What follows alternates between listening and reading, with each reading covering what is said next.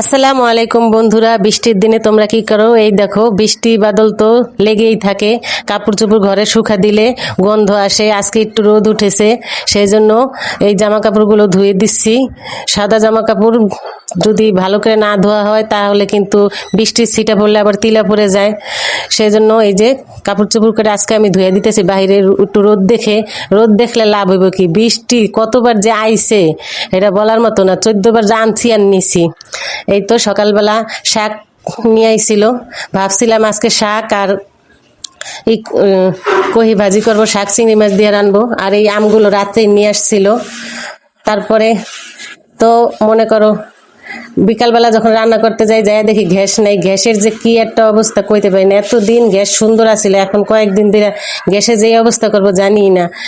দেখি রান্না করতে দেখি গ্যাস নাই। তারপরে একটা মাল্টি কুকার ছিল, ওই মাল্টি কুকারটার মধ্যে রান্না করতে গেছি, তাও তো ফেসাদে পড়ে গেছি। দেখি ওইটার মধ্যে রান্নাই হয় না।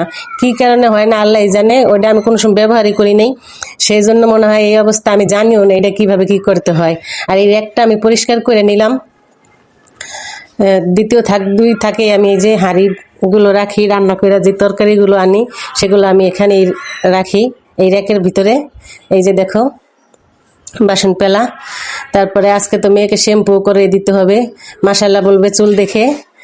আমার মেয়ের চুলগুলো অনেক সুন্দর। আমি তো শাকগুলো কুটে নিছি বিকালবেলা সুন্দর, কত আশা করে যে রান্না বান্না করব, ভিডিও করব।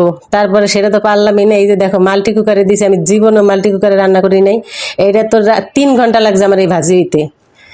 কি কারণ হয়েছে আমি তো জানি না। এই ভাজি তাও কোনো পদের রহে নাই, সদের রহে নাই, এত খারাপ হয়েছে। আর এই লাইটটা খালি যায় আর আহে, কি কারণে সেটাও আমি জানি না। আমি এটি কখনো ব্যবহার করি নাই, সেই জন্য আমার অনেক খারাপ লাগছে। তারপরে বাচ্চার জন্য পায়েস রান্না করতে গেছি, রাইস কুকারে দেখি রাইস কুকারও নষ্ট। মানে পুরা দিনটাই খারাপ গেছে, কি আর কমু। পরে রাত্রে তো আর কিছু করতে পারি নাই। রাত্রে এই যে খাবার কিনে আনছি, কিনাই না, রাত্রে আমরা এই কেনা খাবারই খাইছি। গ্যাস নেই, আমার এলপিও ফুরিয়ে গেছে। এখন বলতে বলতে এলপি কোথায়, এলপি ফুরিয়ে গেছে। এই যে পরের দিন সকালে কিন্তু গ্যাস আসার পরে আমি আবার সকালের নাস্তাটা বানাইতেছিলাম। বানাইয়া তারপরে এই যে একে একে রুটিগুলো সেকে, আমরা চা দিয়ে খাই রুটি, কেউ পরাটা খায়, কেউ রুটি খায়। আমার ছেলেমেয়েরা সবার জন্য পছন্দ মতো বানায় তারপরে তাদেরকে নাস্তা রেডি করে দিছি।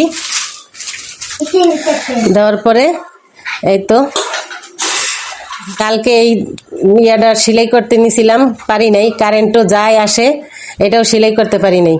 এটা আজকে আবার কমপ্লিট করে নিলাম। নেওয়ার পরে এই যে এই টেবিলটা আমি এই সাইডের থেকে এই সাইডে নিয়ে আসবো। আজকে এই ব্যবস্থাটা করতেছি। ছেলেরে বলছি যে নাও এটা একটু পরিষ্কার করে দাও। ওরা দিয়ে টানাটানি করাইছি, আমি একা তো পারি না। দেখো আমার মেয়ে ড্রয়ারের ভিতরে কি রাখছে। তো আজকের ভিডিওটা এই পর্যন্তই। তোমাদের যদি ভালো লাগে তাহলে লাইক, কমেন্ট, শেয়ার